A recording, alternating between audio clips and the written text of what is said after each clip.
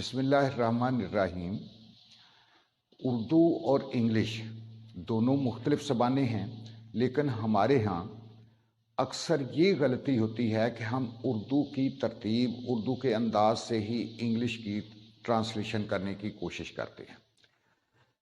हालांकि उर्दू की तरतीब और है, इंग्लिश की तरतीब और है। इसके लिए हमें ये कोशिश करनी है कि हम उर्दू की तरतीब के मुताबिक इंग्लिश की तरतीब भी समझ जाएं कि इंग्लिश में क्या है और उर्दू में क्या है। वो कौन सी चीज़ पहले लिखनी है, कौन सी बाद में लिखनी है, कौन सी उसके बाद लिखनी है। तो सबसे पहले हमें ये समझना होगा कि सेंटेंस की तरतीब और स्ट्रक्चर उसका क्या है।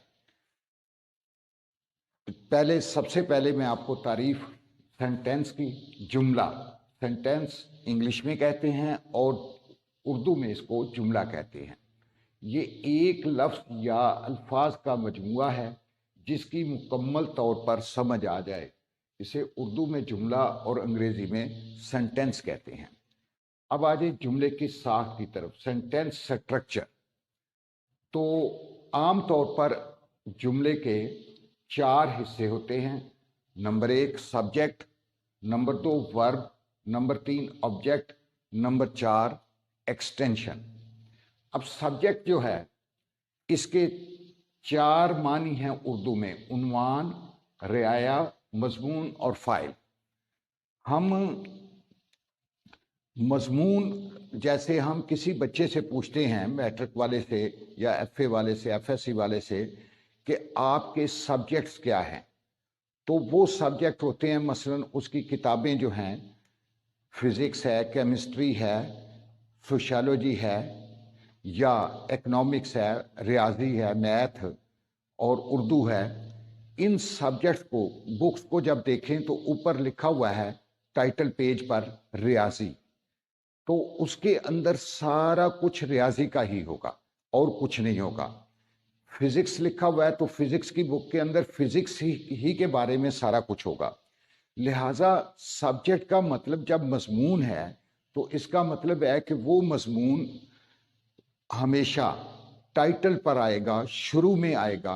तो सब्जेक्ट जुमले का वो लफ्ज़ या अल्फाज, 2-3 अल्फाज पर मुश्तमिल एक ऐसी चीज़ होती है जो हमेशा शुरू में आती है।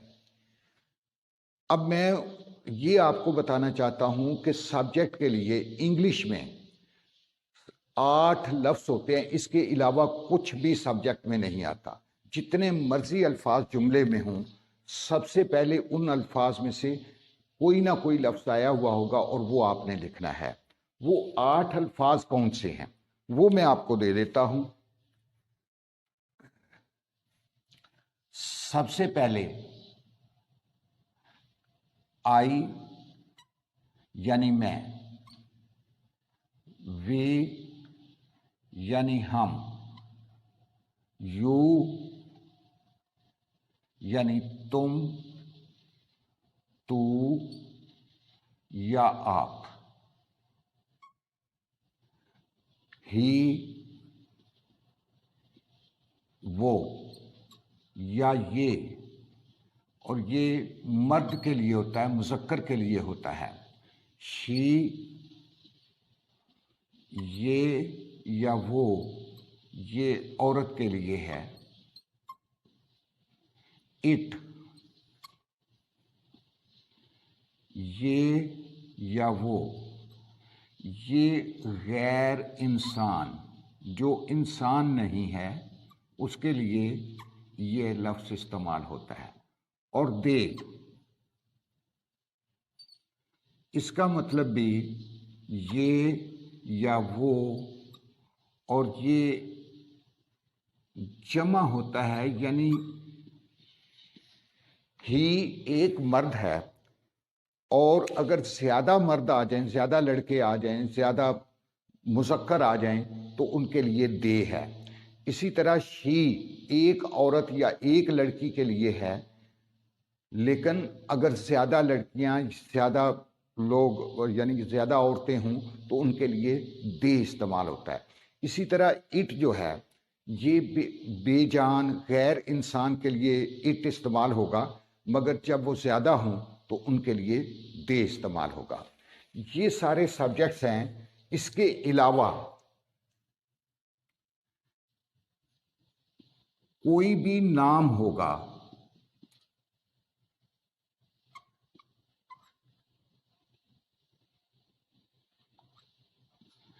नाम होगा वो जमा की शक्ल में हो, जमा हो, ज्यादा हो या एक हो, ये टोटल 8 अल्फाज बनते हैं। यानी I, we, you, he, she, it, they, ये 7 हैं। ये सातों आएंगे जुमले के अंदर।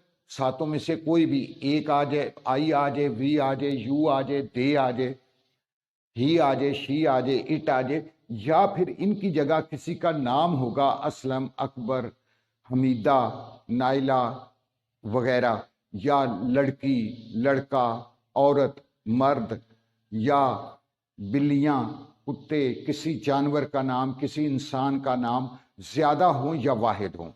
ये 8 चीजें हैं। यानी इन्हीं में से सब्जेक्ट आएगा, सब्जेक्ट इसके अलावा नहीं होगा। और हमेशा ये इंग्लिश के जुमले के शुरू में आएगा, क्योंकि इसकी तरतीब ये है, अंग्रेजी में जुमले की तरतीब, सब्जेक्ट सबसे पहले हमेशा सब्जेक्ट आएगा, और ये 8 अल्फाज में से ही आएगा। इनके अलावा और कोई सब्जेक्ट नहीं होता इंग्लिश। जुमले का दूसरा हिस्सा वर्ब है, और ये हमेशा सब्जेक्ट के फौरन बाद आता है। सब्जेक्ट के बाद वर्ब और सब्जेक्ट के दरमियान कोई और लफ्ज़ नहीं आएगा। लिहाजा सब्जेक्ट ये 2 किस्म के होते हैं। एक किस्म वो है जो सिर्फ काम के होने को जाहिर करता है, और ये जितने भी वर्ब अंग्रेज़ी में काम के होने को जाहिर करते हैं उनकी फहरिस्त मैं नीचे दे रहा हूँ। वो वर्ब हैं ये: इज़,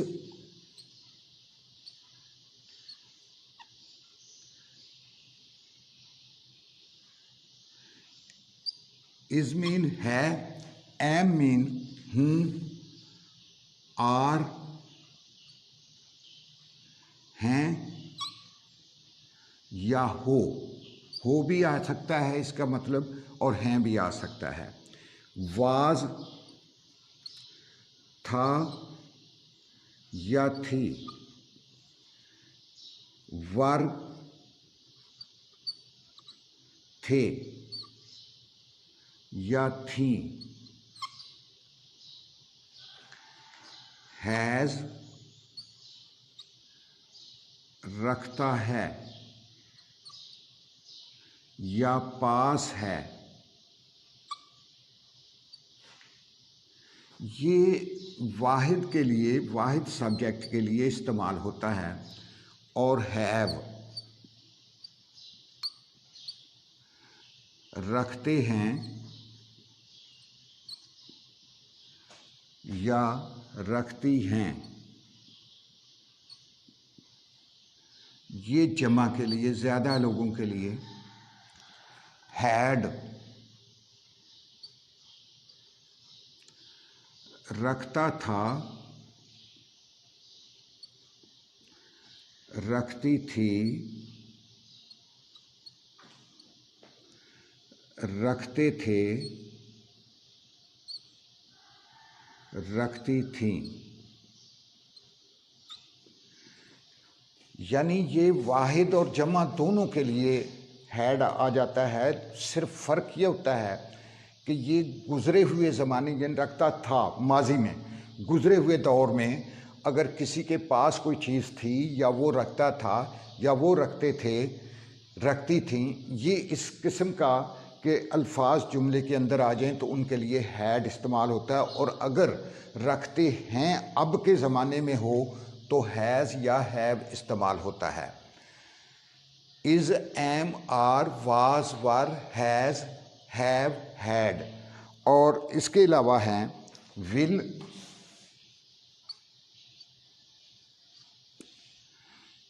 गा, गे और गी, शैल, इसका मतलब भी गा, गे और गी। कैन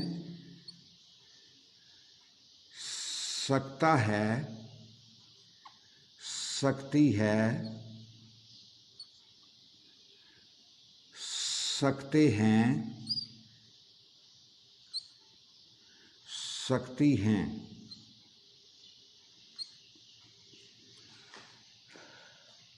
वुड ता, ते, ती। शुड चाहिए।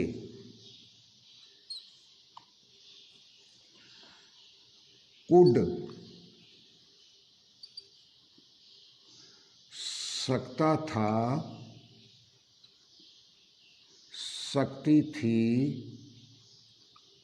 सकते थे।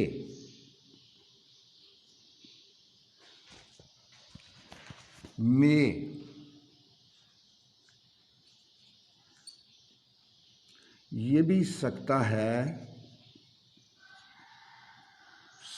सकती है, सकता था, नहीं सॉरी, अब माइट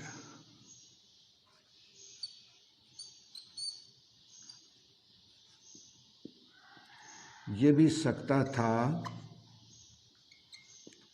सकती थी,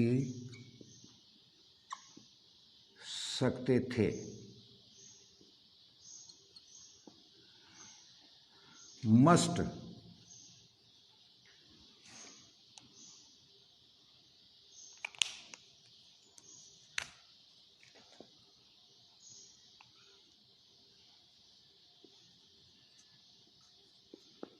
जरूर चाहिए।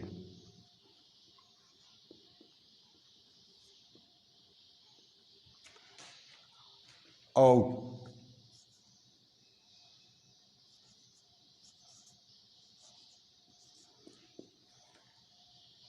चाहिए ये भी होता है, मगर अखलाकी तौर पर।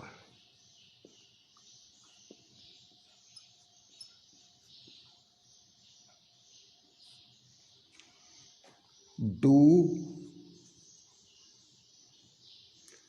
करना, डिड कर दिया।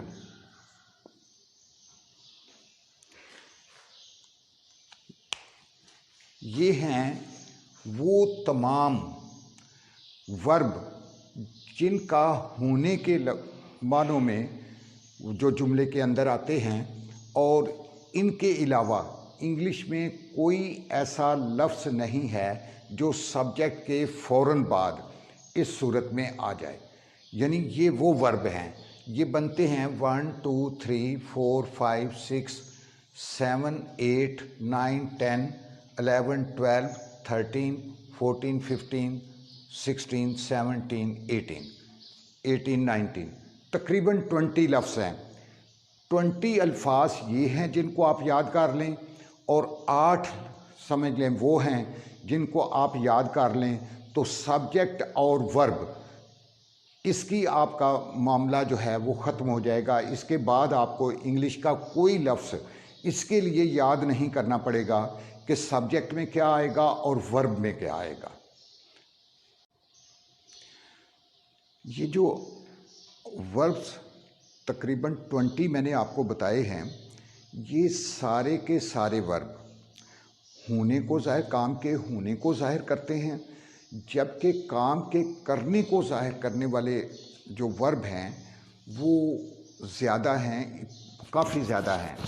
इसलिए उनको जुमलों के साथ साथ, यानी हर जितने हम प्रैक्टिस करेंगे उनके साथ साथ आपको 10-12 वर्ब दे दिए जाएंगे, और वो रोज़ाना की प्रैक्टिस के बाद अगर हम 25 या 30 लेक्चर देते हैं तो अगर 30 के हिसाब से लगाएं तो 12 या 15 वर्ब दे दें तो 15.5 के हिसाब से 450 वर्ब बनता है। वो 450 वर्ब जो आपको हम देंगे वही असल में बेसिक होंगे, और उसके अलावा जो भी होंगे वो आहिस्ता आहिस्ता आपको खुद ब खुद याद आते जाएंगे, याद होते जाएंगे। ये स्टार्ट हम इस तरह कर सकते हैं कि ताकि इंग्लिश सीखें और आसानी से जल्दी सीख लें। वो जल्दी सीखने के लिए मैंने ये कोशिश की है कि आपको होने के मानों वाले सारे एक दफ़ा याद करवा दिए जाएं, और जो करने वालों में लफ्ज़ आते हैं जैसे जाना, आना, खाना, पीना, उठना, बैठना, इनकी इंग्लिश चूँकि ये बेशुमार हैं, अनगिनत हैं, इसलिए इनको आहिस्ता आहिस्ता साथ साथ याद करवाया जाएगा, और बाद में आप खुद अपनी कोशिश से इसको आगे बढ़ाना शुरू कर देंगे। फ़िलहाल जल्दी इंग्लिश सीखने के लिए हमने ये कोशिश की है कि सिर्फ उतना उतना आपको बताया जाए जिससे सिंपल सेंटेंस, सादा सादा, छोटे छोटे जल्दी बन सकें, और कोई भी लंबी तहरीर भी हो तो उसको छोटे जुमलों में तकसीम कर लें, डिवाइड कर लें, तो वो आसानी से कन्वर्ट हो जाती है, उसमें बन जाती है। ज़रूरी नहीं कि मुश्किल अल्फाज ही इस्तेमाल किए जाएं, लेकिन बाद में इसको इम्प्रूव करने के लिए आप मुश्किल अल्फाज खुद याद कर लेंगे। अब हम आते हैं ऑब्जेक्ट की तरफ। तो ऑब्जेक्ट में जिस तरह सब्जेक्ट के अंदर 8 अल्फाज थे, मैंने आपको बताया कि उन अल्फाज के अलावा पूरी दुनिया में कहीं भी चले जाएं तो इंग्लिश में कोई और सब्जेक्ट के तौर पर लफ्ज़ इस्तेमाल नहीं होगा, वही 8 अल्फाज होंगे। इसी तरह ऑब्जेक्ट में भी 8 ही अल्फाज हैं और वही इस्तेमाल होंगे। इसके अलावा कहीं भी किसी भी इंग्लिश के लेवल पर ऑब्जेक्ट के तौर पर कोई लफ्ज़ इस्तेमाल नहीं होगा। अब ये देखें, सबसे पहले हैं मी, मुझे, अस, हमें, यू, तुम्हें, हिम, उसे मर्द के लिए, हर, उसे औरत के लिए, इट, उसे गैर इंसान के लिए, और देम, उन्हें जमा के लिए। इसी तरह इसके अलावा कोई नाउन, नाम आ सकता है किसी इंसान का, किसी जानवर का, हैवान का, गैर इंसान यानी बेजान चीज़ों का, मसलन कुर्सी, मेज़, पंखा वगैरह, ये अल्फाज आ सकते हैं। उसके अलावा इनके अलावा और कोई लफ्ज़ नहीं आएंगे। तो ये हो गया ऑब्जेक्ट। ऑब्जेक्ट के बाद एक्सटेंशन होती है यानी इजाफत। तो ये भी 2 तरह की है और कोई इसमें ज़्यादा अक़साम नहीं है। 2 किस्म की एक्सटेंशन होती है। एक एक्सटेंशन ऑफ प्लेस, यानी ये किसी जगह का नाम होगा, इसे उर्दू में इजाफत मकानी कहते हैं। दूसरा है एक्सटेंशन ऑफ टाइम, ये वक्त या वक्त के वक्फे का नाम होगा और इसे इजाफत ज़मानी कहते हैं। इसकी मिसालें हैं मस्जिद, स्कूल, मैदान, ये इजाफत मकानी की मिसालें। और इजाफत ज़मानी यानी एक्सटेंशन ऑफ टाइम की सुबह सवेरे, हर रोज़, 12 बजे वगैरह। अब ये है कि अब हम जुमले की तरतीब की तरफ दोबारा आते हैं। ये हमने चारों चीज़ें जब सीख लीं कि सब्जेक्ट क्या होता है, वर्ब क्या होता है, ऑब्जेक्ट क्या होता है, एक्सटेंशन क्या होता है, तो इन चारों को हमने किस तरतीब से लिखना है वो तरतीब मैं आपको बता देता हूँ। ये देखिए, तरतीब यूँ होगी कि सबसे पहले आप सब्जेक्ट लिखेंगे, उसके बाद वर्ब लिखेंगे, उसके बाद ऑब्जेक्ट लिखेंगे और उसके बाद एक्सटेंशन। ऐसे सब्जेक्ट,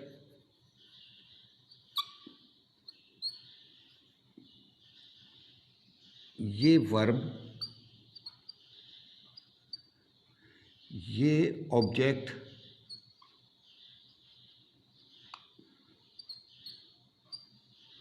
और आखिर में एक्सटेंशन।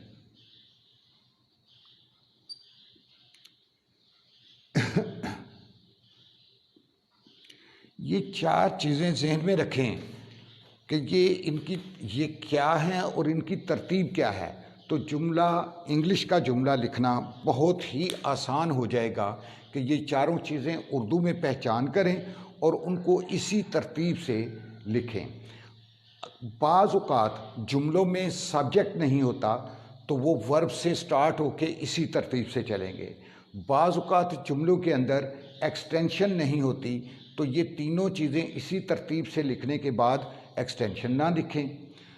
अलबत्ता एक बात ज़हन में रख लें, बाज़ का तो ऑब्जेक्ट नहीं होता, लेकिन वर्ब के बगैर कभी भी इंग्लिश का जुमला नहीं बनता। किसी भी जुमले में वर्ब ना हो तो वो जुमला नहीं है। यानी कि अकेला वर्ब तो जुमला बना सकता है, मगर और कोई सेंटेंस का हिस्सा जो है वो अकेला सेंटेंस नहीं बना सकता। वो उसका कोई मतलब मफ़हूम वाज़े नहीं होता जब तक वर्ब ना आए। वर्ब लाजमी है। तो बाज़ वर्ब ऐसे भी हैं, यानी कि अक्सरियत बल्कि ऐसे वर्ब भी हैं कि वो अकेले ही आ जाएं तो पूरा जुमले का मानी देते हैं, यानी उसके मफ़हूम की मुकम्मल समझ आती है। अब इससे भी ज़्यादा आसान तरीका मैं आपको बताऊं, उर्दू जुमले को इंग्लिश में कन्वर्ट करने का। सपोज़ आपको इनकी पहचान नहीं है, फ़र्ज़ कर रहे हैं कि आपने इसमें से कुछ भी याद नहीं किया, आपने बहुत ही छोटे बच्चे को समझाना है कि पहले क्या लिखो, बाद में क्या लिखो और उसके बाद क्या। तो मैं उसके लिए आपको आसान तरीन तरीका एक बता देता हूँ कि आप उर्दू का जुमला देखें। मसलन मैं हर रोज़ दूध लाता हूँ। अब इस पर गौर करें कि सबसे पहले तो जो उर्दू में स्टार्ट में है वही आ गया, मैं आ गया। उसके बाद आपने हर रोज़ और दूध की इंग्लिश नहीं करनी, यानी कि ये ऑब्जेक्ट है दूध और हर रोज़ जो है ये एक्सटेंशन है, ये एक्सटेंशन है, ये सब्जेक्ट है, ये ऑब्जेक्ट है और ये वर्ब है। इस तरह आपने तरतीब तो अब आपने ये लगानी है कि सब्जेक्ट सबसे पहले, ऑब्जेक्ट उसके बाद, वर्ब उसके बाद, फिर ऑब्जेक्ट और फिर एक्सटेंशन। तो आप किसी आम ऐसे ना जानने वाले, यानी कि जिसने स्टार्ट करना है, उसको यूं भी कह सकते हैं कि सबसे पहले इसकी इंग्लिश करें और उसके बाद आखिर पर चले जाएं, वर्ब पर। उर्दू के जो शुरू में है पहले उसकी इंग्लिश करें और फिर उर्दू के आखिर में जो है उसके बाद फ़ौरन उसकी इंग्लिश करें। उसके बाद आप तरतीबवार इस तरफ जाएं, फिर अगले लफ्ज़ की तरफ जाएं। यानी कि सबसे पहले पहला लफ्ज़, उसके बाद एंड वाले के मानी, और उसके बाद तरतीबवार पीछे की तरफ चलते जाएं और सब्जेक्ट तक पहुंच जाएं। तो इस तरह भी सेंटेंस जो है बनाना आसान हो जाता है। तो इसकी हम इंग्लिश करेंगे तो आई, मैं, यानी मैं की इंग्लिश आई, उसके बाद लाता हूँ ब्रिंग, और उसके बाद दूध की इंग्लिश मिल्क, और उसके बाद हर रोज़ की इंग्लिश डेली। यूँ इसकी इंग्लिश बन जाएगी, सब्जेक्ट वर्ब ऑब्जेक्ट एक्सटेंशन।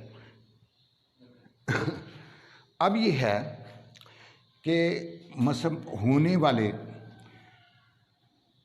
वो एक तालिब इल्म है,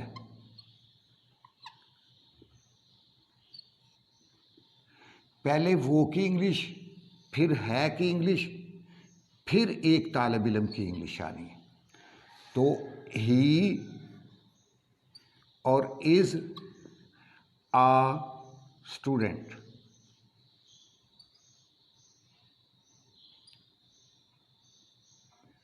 मैं मुसलमान हूँ,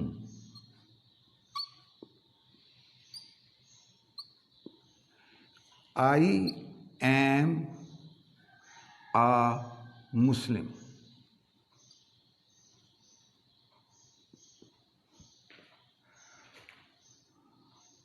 वो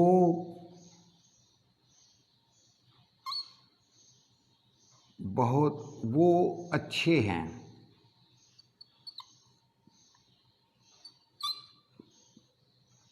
दे आर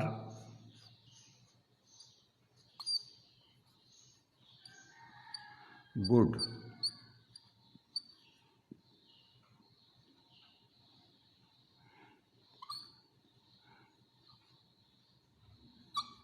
मेरी बहन छोटी है।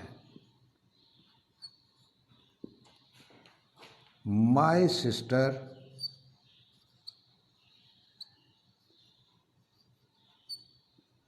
Is young.